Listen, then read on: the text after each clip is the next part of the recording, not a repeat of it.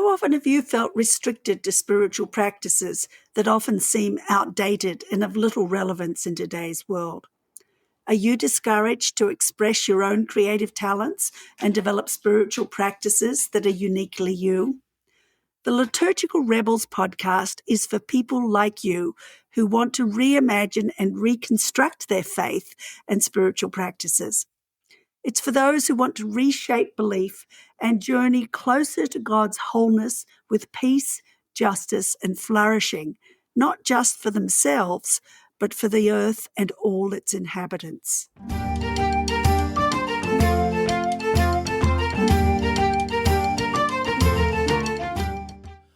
Welcome to Liturgical Rebels. This is the third episode in the Repodcast of our series on Celtic spirituality. John Philip Newell is a Celtic teacher and author of spirituality who calls the modern world to reawaken to the sacredness of earth and every human being. Newell speaks of himself as a wandering teacher, following the ancient path of many teachers before him in the Celtic tradition, seeking the well-being of the world. He has been described as having the heart of a Celtic bard and the mind of a Celtic scholar, combining in his teachings the poetic and the intellectual, the head as well as the heart, and spiritual awareness as well as political and ecological concern. John and Christine discuss his interest in Celtic spirituality and the sacredness of earth. He shares his background growing up in a conservative evangelical tradition and how his experiences in nature led him to explore Celtic wisdom.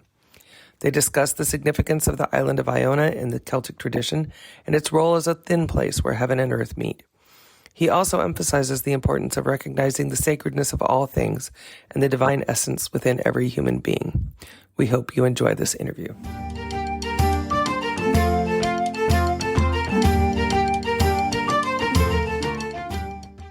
John Philip Newell, it's such a delight to be able to interview you for the Liturgical Rebels podcast. I've been a fan of yours for many years.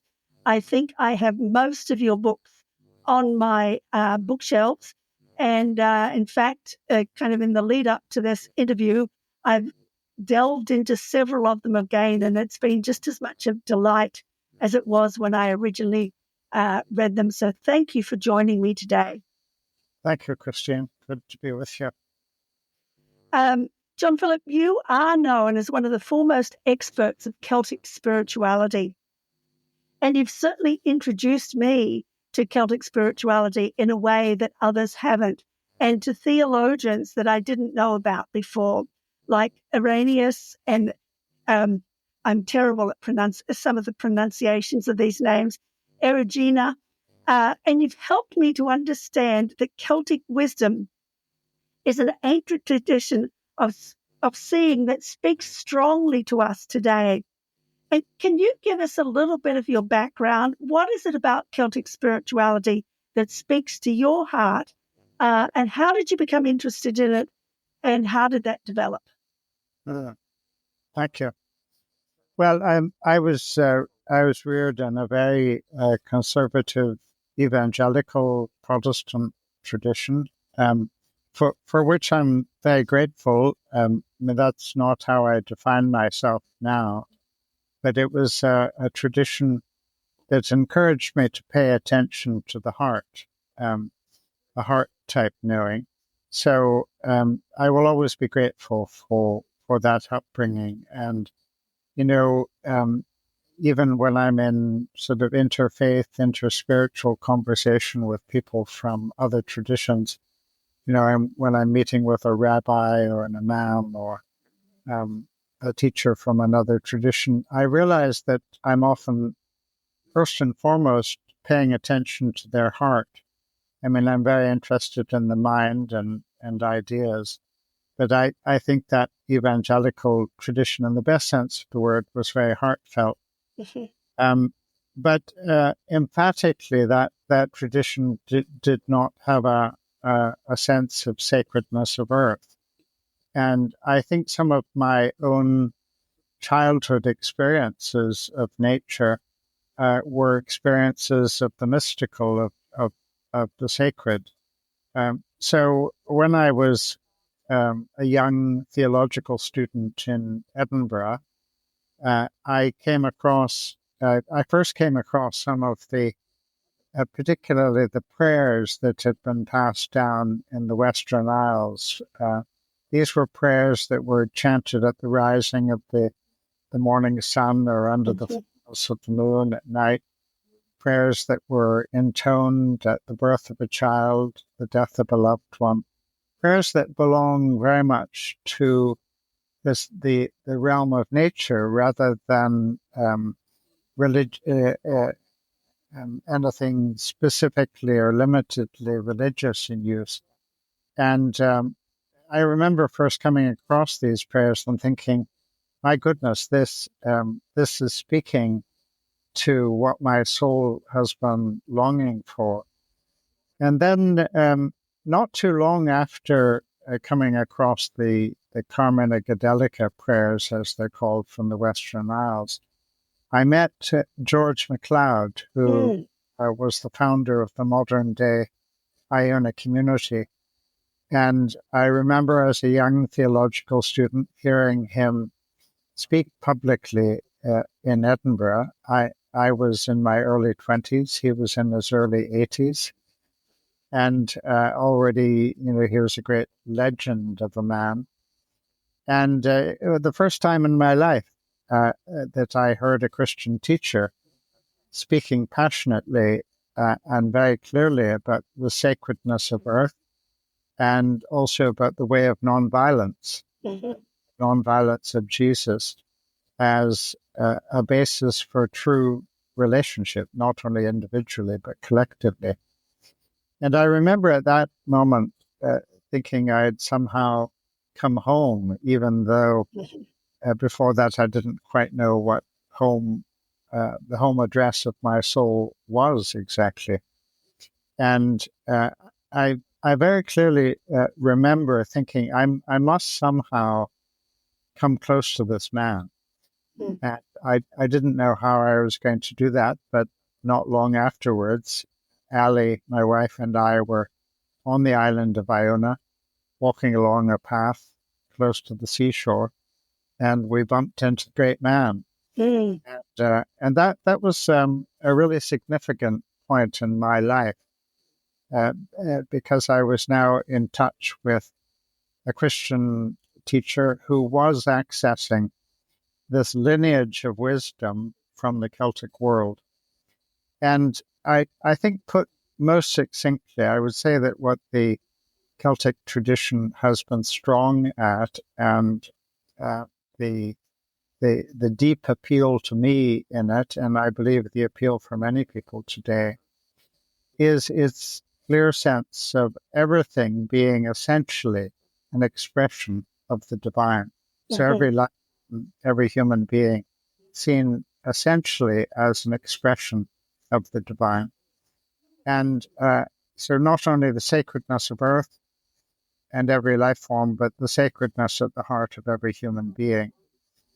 And this is not just a sort of philosophical, spiritual perspective that might be a sort of romantic perspective on life. This is a way of seeing that radically challenges how we relate to Earth and how we look at, how we think, how we relate to every human being, even if they're from a radically different tradition or nation, even if they belong to a nation that might be threatening us. We're being invited in this tradition to look to the sacred essence of every human being and every life form. So that I see as the sort of real heart of Celtic wisdom. I love that. My husband and I actually went to Iona on our, we've been there about 7 or 8 times now, but the first time my husband took me was on our honeymoon. And that was my first introduction to Celtic spirituality. And it was like it turned on the lights for me, because like you, I'd grown up in a conservative evangelical approach to things and was struggling very much. I worked in Africa for a while and really struggled with how limited the evangelical view of faith seemed to be because it impacted so little of life. And so it was that trip to Iona that really opened up my eyes to a richness of the sacredness of all things that I hadn't experienced before. Mm. And I What, know that, sorry, yes, what year was that, Christine? 92, 92. 1992, Yeah. yes. A- Well, I was on Iona At and that time. I think until April 92. Okay, we were there in July, so I think we just Right. missed you. Yeah. Yes. In Yeah. fact, I know you were the warden of the Iona Abbey for a number of years. And so I was wondering, from your perspective, what is so special about Iona, both historically and today? Yeah, Iona, this little island in the sea that sits way out on the edge of the Atlantic. Um, it has been a sacred island in the Celtic world for hundreds of years, and I would say thousands of years. Certainly, in the Celtic Christian tradition, it has been a type of holy island, a place of pilgrimage since the 6th century, when Columba of Iona established his Celtic mission there. But even before the Christian period, Iona appears to have been a sacred island, and it seems to have been a Druidic holy island. Mm-hmm. So, what is it about this island that over the centuries and even over millennia, uh, what is it that has attracted people wanting to be there? George MacLeod was, I think, the first to refer to Iona as a thin place. And by that he meant there was a thin separation between heaven and earth, between Mm-hmm. spirit and matter. And he didn't thereby mean that every other place was thick. He was really meaning that Iona is almost like a sacrament of earth. And I think there we more readily access and know the spiritual at the heart of the physical. And Iona, certainly for someone like George MacLeod, he never saw it as a place where we should necessarily stay, but rather a place that we could go on pilgrimage or on retreat to renew our essence and therefore be stronger for the work of compassion and the work of justice in the cities and in our nations, building nationhood, working for a just and more equitable society and world. So it's always had that sort of outward thrust, not a place to escape to, but rather a place to more deeply be renewed. And I think that Iona continues to have that impact on people. Yes. Mm-hmm. St. Columba of Iona in the 6th century, all these Celtic monastic communities had quite a bit of freedom to establish their own rules of life. So it wasn't so much based on a hierarchy as imperial Christianity was, following the dictates of Rome. But there was a type of family likeness between Celtic monastic communities. So the communities under the leadership of Columba would have a particular rule of life. Those under the leadership of Bridget would have another, and so on. And there is a unique feature of the rule of Columba in the 6th century that I have not found in any other Celtic monastic community. And that was when Columba said, pray, he said to his community, pray until the tears come. Pray until the tears come. And, you know, the hundreds of thousands of people who visit Iona every year, the vast majority of them might never have heard of Columba and might never have heard or known the rule of Columba, but great numbers of people in my experience, have arrived on Iona, and they say to me, when I stepped on this island, I began to weep. Mm. And I love what Carl Jung, the founder of analytical psychology, says when when we weep, something in the salt sea of life's origins is stirring in us again. Something very elemental is stirring. And I think that Iona is a place with that sort of energy that invites us to get in touch with these deep, deep stirrings. So some of it, I think, must be to do with the island itself. But I think that there's also a sort of an accumulated energy in a place where people have come and prayed and sought and opened their souls, as people do in pilgrimage and retreat on the island. So I think it's an extraordinary combination of a type of thin place in terms of physical, spiritual interwovenness. And I think it's a place with a tradition of prayer and seeking that touches people very deeply when they visit. Yes, yes, I would agree. Now, the one of your books that has most impacted me is Sacred Earth, Sacred Soul. And I think some of what you've already talked about, the sacredness of all things and recognizing that divine essence within us is part of what has really impacted me. And I just wanted to read from it there.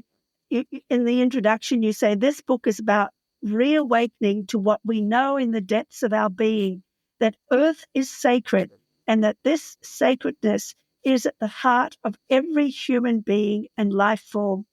To awaken again to this deep knowing is to be transformed in the ways we choose to live and relate and act. I love that, and the contrast you make between Celtic wisdom and following this ancient way and the more utilitarian view of nature that, of course, most of the Western Church holds. So help us to understand both this difference and this wonderful view of the sacredness of Earth.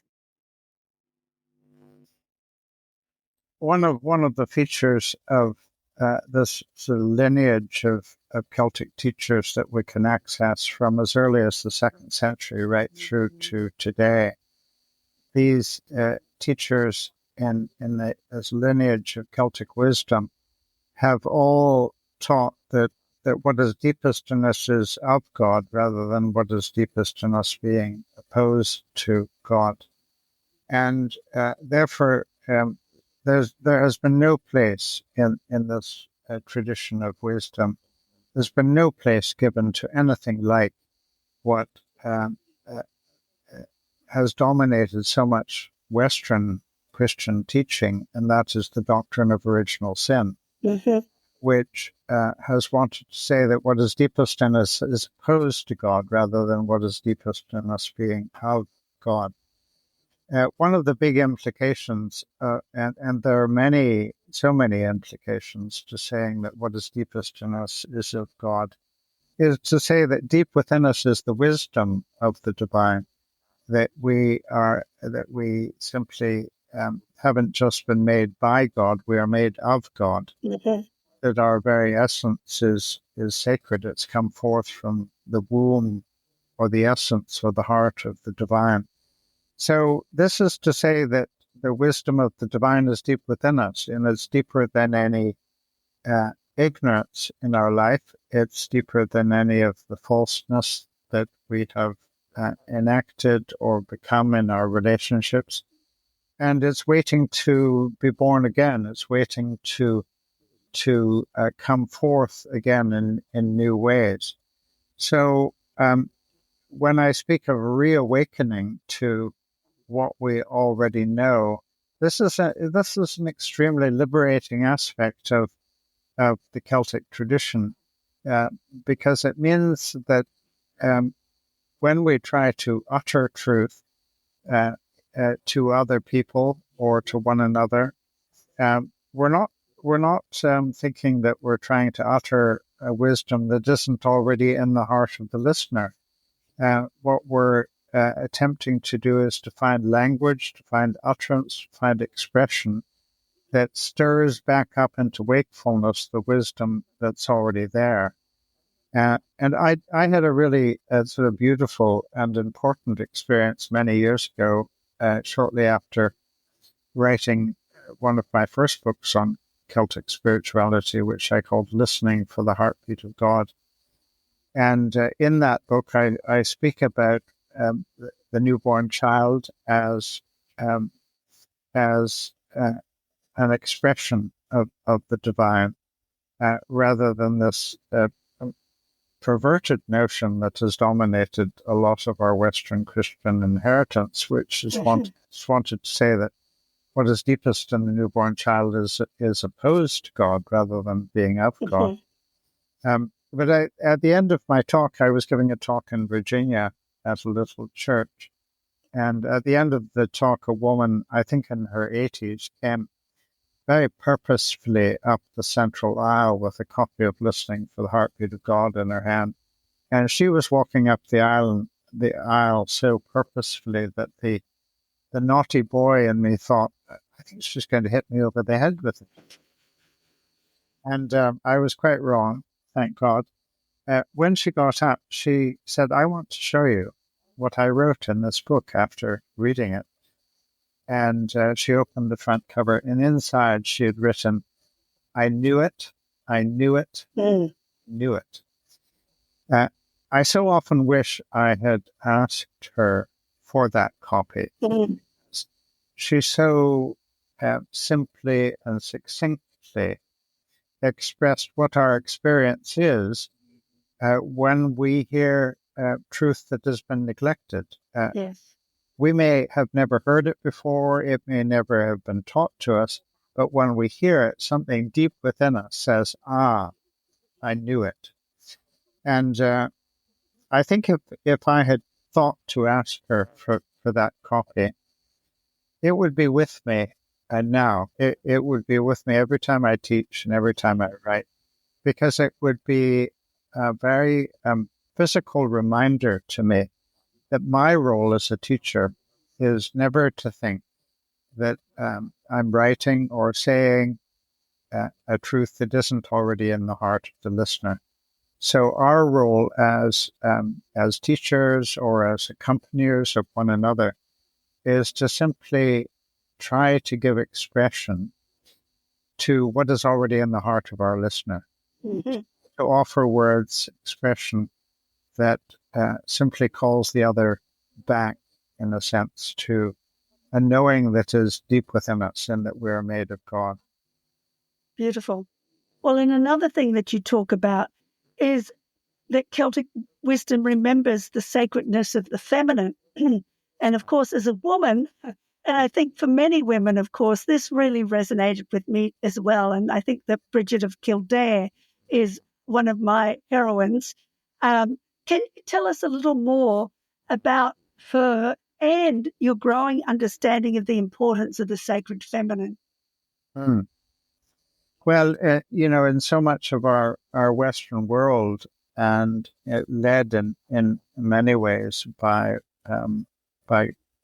Western Christian doctrine and religious teaching, there's been a tragic neglect of earth, not only a neglect, but often a sort of subordination of earth. And hand in hand with that has gone a neglect and a subordination and indeed often an abuse of the feminine. So earth wisdom and feminine wisdom, or a recovery of awareness of earth and recovery of the sacredness of the feminine, I believe go hand in hand. And they certainly went hand in hand in the Celtic world. So Bridget of Kildare, 4th, 5th century Irish saint, is like a powerful icon of both sacredness of earth and her intimate relationship with creatures, and and is also a sort of icon of the sacred feminine, in terms of its deep wisdom, its the sacred feminine. And by sacred feminine, I'm not just speaking about women. I am speaking about what it is to be made of God. And I believe that in God there are both sacred masculine energies and sacred feminine energies. And I think that these energies are meant to meet. They're meant to dance them together. They're made to make love within us, and among us in our communities, and in our nations. And so many of our nations have been under the influence and leadership of a type of shadow masculine energy that has arrayed itself up over against earth, and often tragically against the feminine. So Bridget is this sort of fascinating character. I mean, for many years, the sort of my more limited academic mind felt I can't really write much about Bridget because I don't have any writings from her hand, as I do with the other great teachers in this lineage. But finally, thank God, I woke up to the realization, I don't need writing directly from her hand to speak of how she is an icon of earth and of the sacred feminine, because what we have is many myths and many legends, many stories about this extraordinary woman, and these myths and legends don't necessarily have to be describing an historical personage. They can also reflect what has been dear to the Celtic heart over the centuries, a type of intuitive knowing of the divine in earth and in the sacred feminine as well. And that in part is what makes her such a wonderfully colorful figure. And just to give you a sort of little indication of the way myth grew up around Bridget, it was said in the Celtic world that Bridget was the midwife at the birth of the Christ child. I love that. This causes no problem to the Celtic imagination that a 5th century saint could be present at the birth of the Christ child in 1st century Palestine. Because what the imagination is often doing is speaking from within the one world, in a sense, within all time, within all space. And it was a way of saying that the Christ mystery was born in Ireland in large part through this great woman. And she is not only described as the wet nurse, as the midwife, but as the wet nurse at the Christ. And that points to the way in which she nurtured the Christ wisdom in Ireland with her very being. So the stories are just fantastic. They really are. I agree. And within them are often deep spiritual perceptions and celebrations. You already mentioned the Carmia Gadalica and the beautiful prayers that have come down to us that I know I've certainly been enriched by and have used, and I think as many people do now, kind of use them as something to spur their own creativity in terms of the writing of prayers and enriching their spiritual life. Tell us a little bit about, the poetry and the prayers that was so much at the heart of the Celtic spirituality. And I know you're a poet yourself, and the how it's impacted what you write in terms of poetry. Yeah, so the Carmina Gadalica volume, 6 volumes of prayers that were collected in the 19th century by a Scot named Alexander Carmichael. And for many years, he he wandered the Western Isles and other parts of the Highlands, and he collected from men and women prayers that had been passed down in the oral tradition for hundreds of years. And it is thought that some of the prayers that he was collecting from the oral tradition dated right back to the period of Columba, the 6th century period of Columba on Iona. So these were prayers, as I think I mentioned earlier, that were used in the context of the rising of the sun, or prayers that were uttered or intoned under the fullness of the moon at night, prayers that would be chanted as the morning fire was lit on the hearth, or as it was smoothed or covered at night, prayers that were uttered in the weaving of cloth together, or in the milking of the cows, prayers very much of day-to-day life, and prayers that were intoned at the birth of a child, and very beautiful prayers that were offered, sung, recited at the death of a loved one.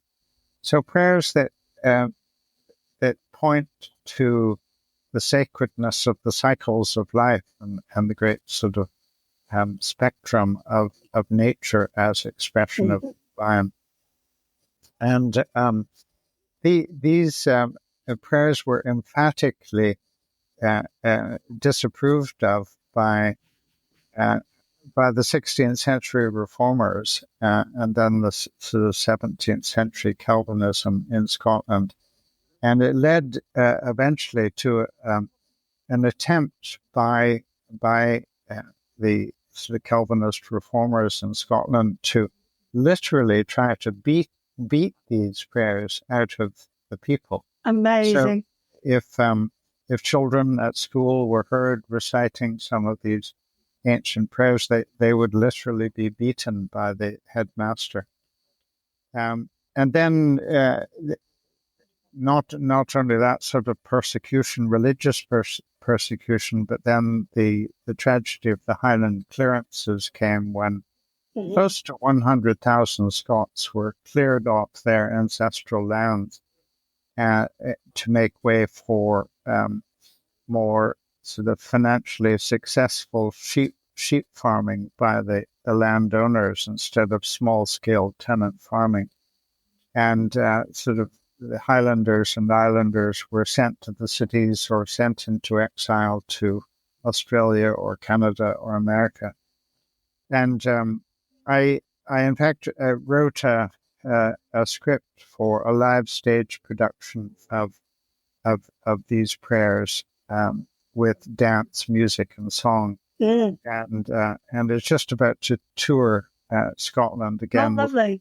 We've already had a tour in the past, but it's been so deeply appreciated that this time we're taking it right out into the islands, out to the very people whose ancestors were silenced and Wonderful. driven into exile.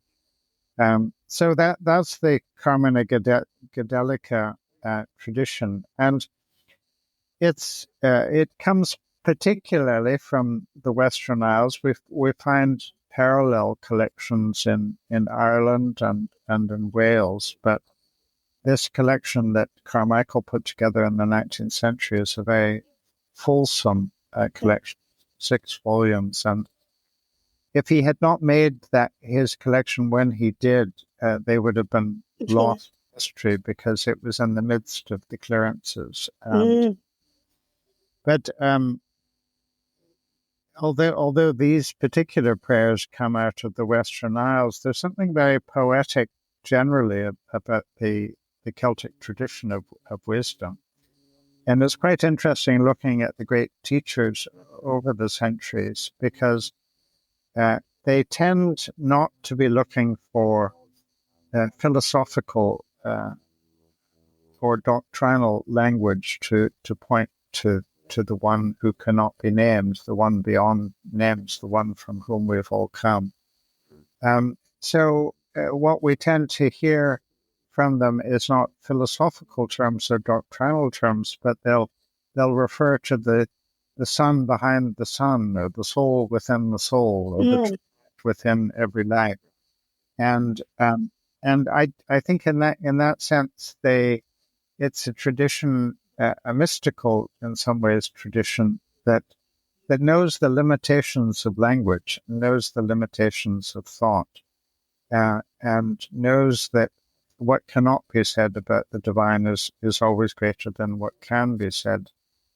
So it tends to want to use poetic utterance rather than anything that might be considered a literal definition or description of the divine. And in that sense, I see myself as standing in this tradition, and I've written many prayer books that access a poetic expression. And it's really interesting for me to sometimes write a book in prose, a spirituality book, such as Sacred Earth, Sacred Soul, or such as the new book, The Great Search. And when after I've written and published a piece of prose, I find I can look at it, and in a sense, I see myself all over the page. But when I read prayers that I've written in the Celtic mode of expression, I don't recognize the prayers as specifically mine, and I think that's because in poetic prayer, and when we're drawing from those deep sort of creative depths of the human soul, we're drawing from within us rather than from within me in a limited way. I mean, I think that our mind tends to be more sort of limitedly individual than the soul is, and I think that's what the great Celtic poets are doing. They're drawing from that place that is deep within us all, and therefore they're giving expression in ways that I think are much richer than ideas that come from the mind. Mm-hmm. Yeah, I agree. Now, you mentioned your new book, and which is just out, The Great Search, Turning to Earth and Soul in the Quest for Healing and Home. And whereas in Sacred Earth, Sacred Soul, you introduced us to a lot of voices from the Celtic tradition, in this book, you introduce us to a whole new array of voices, what you call prophetic voices, not just from the Christian tradition, but from other traditions as well. And I found this very fascinating and inspiring because I think, like you and like many, I think of our audience, I have recognized that God speaks to us through all streams of life. I mean, I remember from my childhood, my father was Greek, and my um, aunt was a very strong Greek Orthodox Christian. But growing up in the evangelical church, I was taught to dismiss that, basically. And, one of the regrets as I look back on my life is never having really had a chance to know her and the deep faith that she held. And I think as I read, I haven't read the whole book, but as I started to read this book, I was made aware of the fact of the other rich array of voices in other traditions outside Christianity that have truths that we've dismissed. And I think this is part of what you're addressing in this book. So can you tell us a little bit about The Great Search and the voices that you bring into that book? Yeah.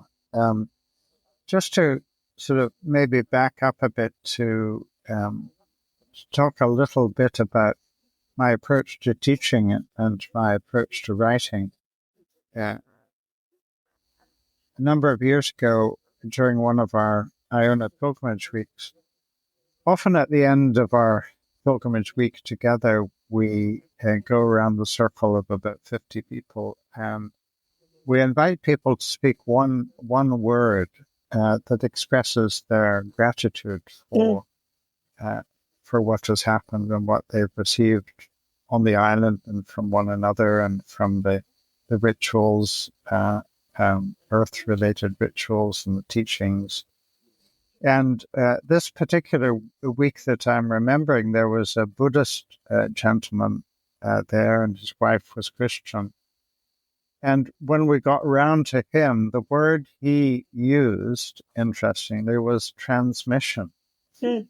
And this is an important word to our Buddhist brothers and sisters, because in Buddhist wisdom, it's understood that the teacher is not to be seen so much as an original fount of wisdom, but rather as someone who is transmitting wisdom from the past and speaking it in new ways for today. And when I heard that word, transmission, I thought, that's exactly what I really love to do. I love to distill the wisdom of great teachers, great prophetic figures before us, and try to offer their wisdom for this moment in time. And that's certainly what I did in a book like Sacred Earth, Sacred Soul, but sort of drawing on Celtic, Christian Celtic prophetic figures. And in this book, I do something similar, but it's not from the Celtic Christian world. It's from great spiritual traditions from all of the world, and finding some pretty interesting resonances between these Celtic, these prophetic figures from many spiritual traditions and the Celtic, and particularly the 9 teachers that I draw from. What is common to them all is a sense of sacredness of earth and sacredness of the human soul. These 2 features that have been very dear to the Celtic world. So that's part of the sort of methodology of the book, as it were. And one of the things that I love and so appreciate about this way of teaching, this way of writing, is that when I'm preparing for the writing of a book like The Great Search, I'm being deeply fed by 9 great prophetic figures, and my my belief is that, well, if I'm being fed, then there's more chance that what I have to offer is going to be a blessing for readers and for other people as well.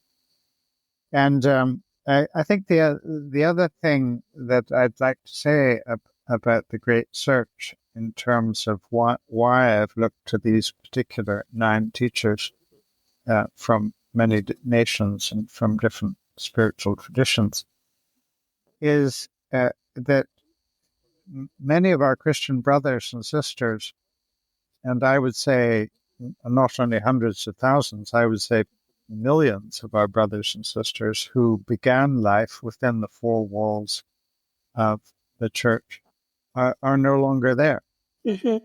And why aren't they there? And part of what I'm looking at is not just the fact that so many of our brothers and sisters are no longer within the 4 walls of our religious inheritance. What I'm looking at is, well, what are they searching for? What are they yearning for? Because many of these people may not be particularly or formally religious in their expression, but the vast majority of them are still deeply spiritual people. They're still alert with their spiritual yearnings. What are the longings? And I believe that paying attention to the deepest yearnings of the soul is a really important part of the way forward. That it is by paying attention to these yearnings, allowing them to become more conscious within us, and nurturing them, helping to translate this sort of yearning into action and how we're trying to shape our lives and shape the world. So that has led me to realize that part of what's happened in so much sort of Western Christian thought is that we've got quite sort of trapped often and have ended up only looking to Christian teachers rather than the wisdom that can be heard and accessed in teachers from a whole variety of teachers' traditions. And someone like Thomas Berry, who is the first prophetic figure that I draw from. I mean, he happens to be a Christian, and he was a theologian, but he preferred to call himself a geologian because he was so focused on sacredness of earth. Yeah. He says that sort of religious diversity is as important to the human soul as biodiversity is to the planet. Mm-hmm.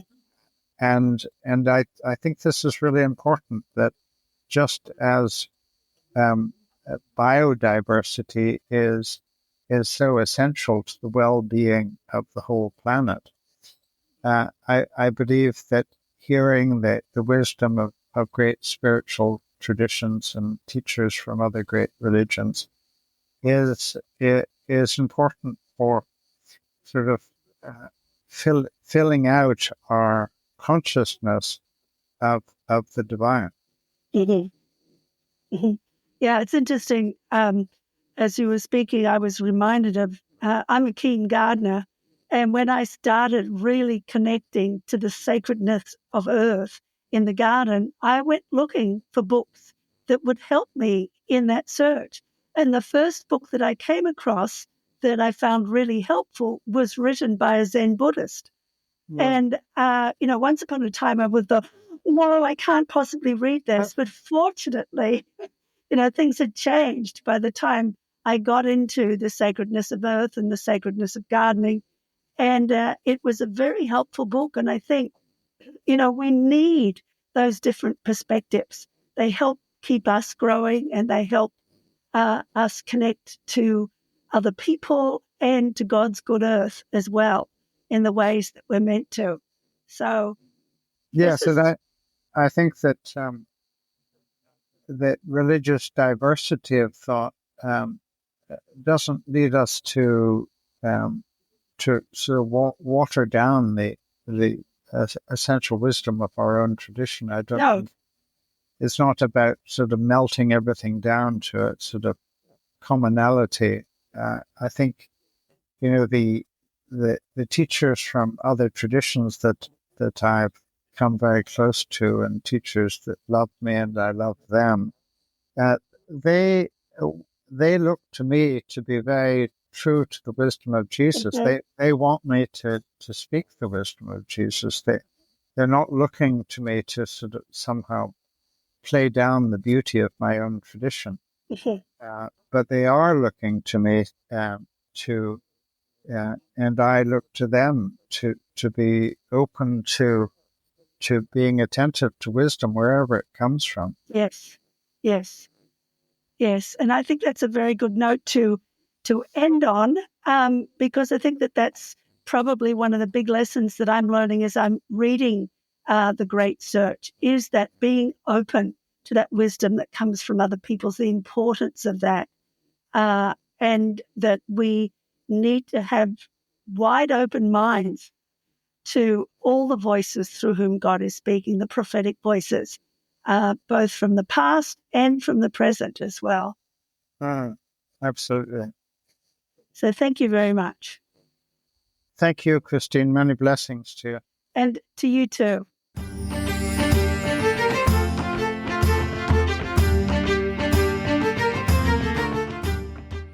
Thank you for joining us for this repodcast of Christine Sign's conversation with John Philip Newell.